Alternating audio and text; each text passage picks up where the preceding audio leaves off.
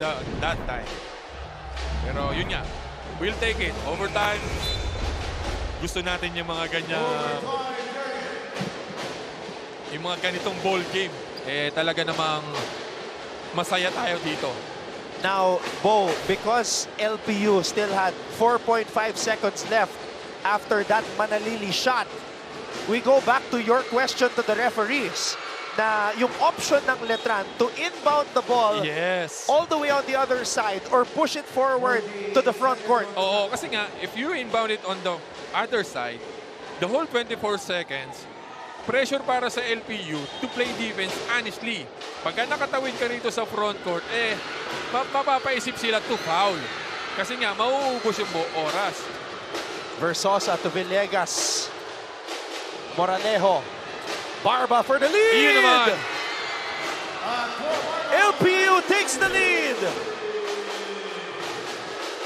Right place, right time para dito kay Ato Barba. Good find. Galing dito kay Versosa. Buensalida on the roll! Plus the foul!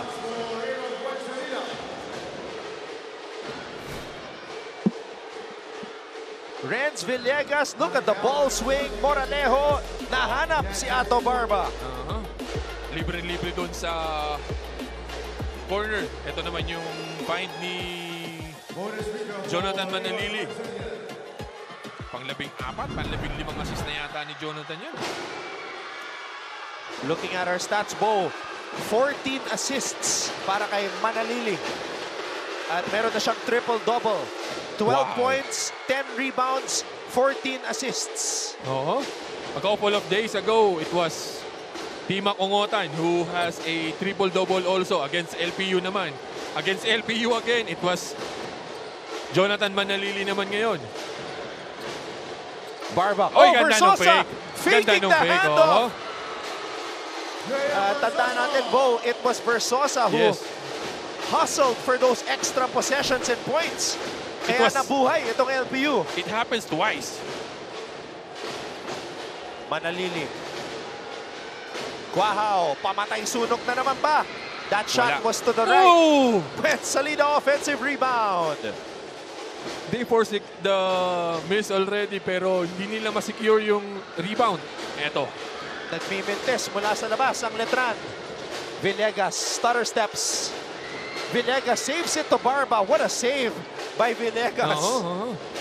At medyo tinamaan siya doon. Natamaan sa ilong si Renz. Moralejo, free for three. Linya. Pero wala. Ito na naman si Versosa. Pagsakan ng mga players dito. Jimboy is hurt. Ito. And possible cramps for he's Jimboy. He's cramping up. Jimboy Estrada. Dahil mula nung ipinasok ito si Jimboy, coming off the bench nung third quarter natin, hindi pa siya nilabas. Bo, he's played 32 minutes. Yes, sir. Jimboy Estrada. So, medyo magmamatter na rin ang cramps dito sa ball game natin. Let's turn it over to Bianca Tagarda.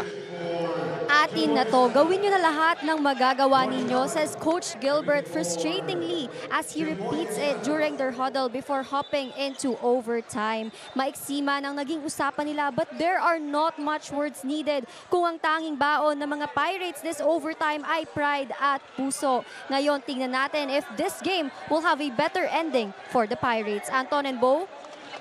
Pride at puso. Yun ang nangibabaw para sa LPU sa dulo ng regulation. Yung kagustuhan na yung ayaw magbigay, ayaw mag-give up. Yun yung naging mentalidad nitong LPU dito. They go to the post with Buensalida against Aviles. Buensalida! Ganda nung move na yun. Tabla na naman tayo at 90 with only 2 minutes and 35. Ayan na naman si Versosa. Si Versosa, yung fake handoff na yun. Uy! Guahao with the steal! Guahao draws a foul. Defensive stop para kay Deo Guahao. Ayun lang. Ito yung move ni Buensalida. Ganda ng pihit. Iwan na iwan yung Actually, hindi naman na, pinakita lang ni Deo yung kamay niya. Hindi naman totally deflection or steal.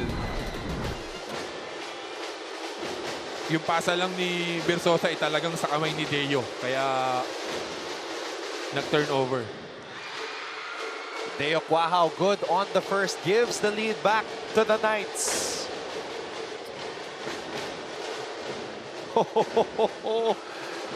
What a game. Quajao 2 for 2. Pamatay sunog na naman eh. Deo Quajao. Siya na naman eh. Steal, fast break, foul. The usual Deo Quajao that we know. Naasahan mo, eto na naman yung backdoor nila. Oh my Believe ako sa tapak nitong batang to. Oo. Renz Villegas, harap-harapan.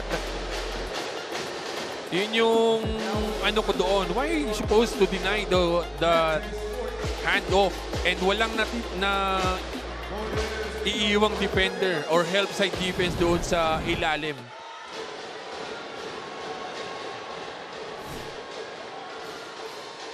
Renz Villegas Uh-huh. gives the lead back to LPU.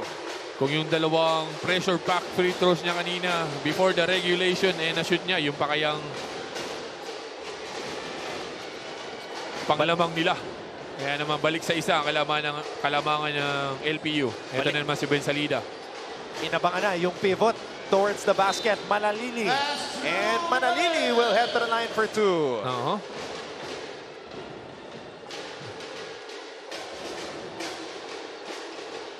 Manalili had a shot on that one pero he tend to attack the basket going to the baseline and he shot a foul. Manalili 2 for 4 today. Oh! Yun yung sinasabi natin na free throws will matter at the end of this ball game. Kasi nga, it's a very close ball game. Kung kanina, meron sa magkabilang side, have extra free throws made, hindi na tayo aabot sa overtime. So, ayun naman. Sinigurado na ni Jonathan Manalili yung second free throw. Tabla na naman at 93. Villegas. Villegas with 20 points today. Villegas against Quajao. Quajao giving him space. Villegas tinirahan si Deo. And Deo comes up with a rebound. Uh-huh. Not a good decision on Renz Villegas. Pero siya yung mainit dito sa overtime natin. Hindi mo maalis sa kanya yung ganong klase ng ano. Kasi nga, At Bo, balik na naman sila dito kay Buen Salida. actually, Manalili for the lead. wala.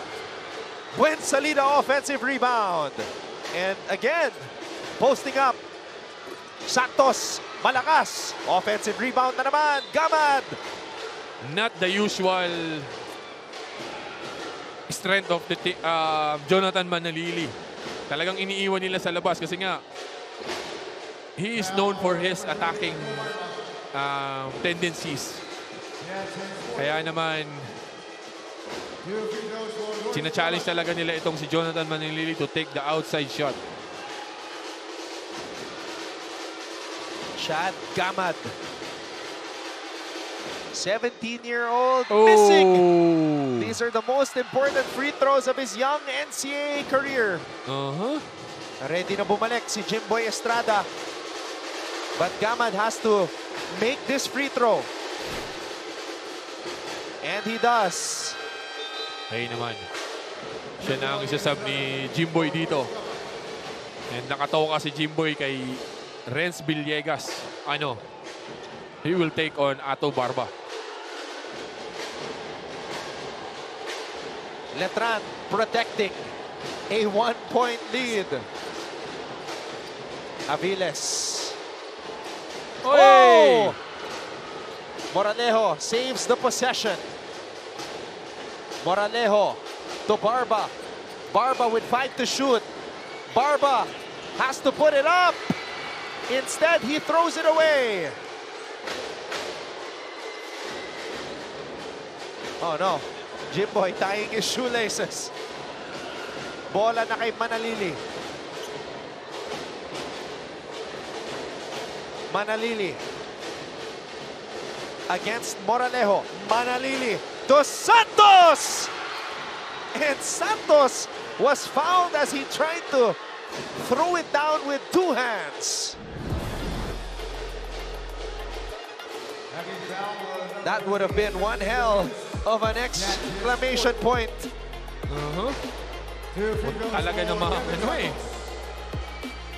Kumbaga, ginambala na lang eh. Ganda nung assist na naman ni Jonathan Manalili. Ayun naman. Santos good on the first. With 23 seconds left dito sa overtime.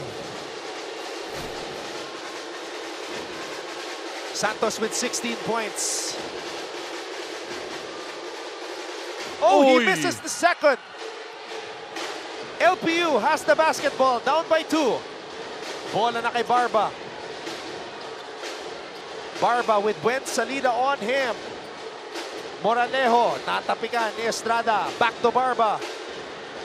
Barba drives, drop pass for Sosa, nabitawan. Santos. Ayun lang.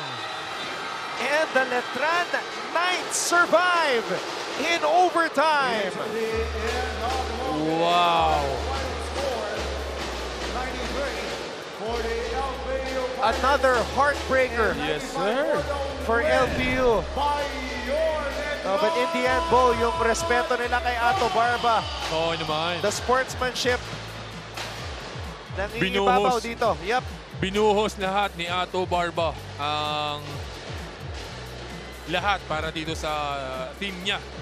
He had 24 points. Ito naman si Renz Villegas after having a slow first half. He had 20 in the second.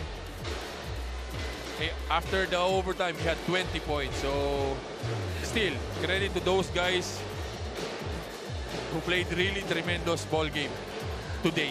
Nakahinga na malalim si Coach Allen. Oo. Munti ka na yun. What a game. What a finish. Another game that went beyond 4 quarters for LPU.